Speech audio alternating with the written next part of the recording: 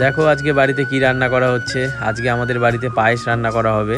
তো সেই কারণেই প্রথমে দুধ জাল দেওয়া হচ্ছে, আর ওখানে কিছু গোবিন্দভোগ চাল রাখা রয়েছে, এই যে দেখো। তারপরে কিছু গুড়ের বাতাসা এনেছিলাম, আর সাথে কিছু কিশমিশও এনেছিলাম আর কি, কাজু কিশমিশ। তো প্রথমে চালটাকে দুধের মধ্যে দিয়ে দিয়েছে দিদি।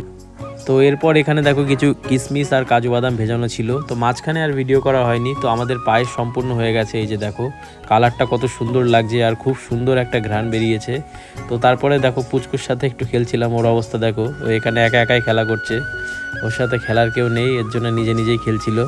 তো এটা আমার দেখতে খুব ভালো লাগছিল, তো ভাবলাম যে একটা ভিডিও তোমাদের সাথে শেয়ার করি। এই যে দেখো একা একা খেলছে আর হাসছে এইভাবে, আর ভাবছে কি করবে। তো এরপর আমাদের পায়েস প্রায় কমপ্লিট হয়ে গেছে, এই যে দেখো দিদি এবার নামাচ্ছিল। তো খুব সুন্দর একটা ঘ্রাণ বেরোচ্ছে। আমার তো গোবিন্দভোগ চালের পায়েস খেতে খুব ভালো লাগে, তার সাথে যদি এটা গুড়ের পায়েস হয়। তোমাদের কীরকম লাগে আমাকে অবশ্যই কমেন্ট করে জানিও। তারপর আমি আমার খাবারটা বেড়ে নিয়েছিলাম। এই যে দেখো কিছু তরকারি নিয়েছিলাম, আর মা রুটি করেছিল, আর সাথে পায়েস ছিল। তো ভিডিওটা যদি ভালো লাগে একটা লাইক করো। দেখা হচ্ছে পরের ভিডিওতে, বাই।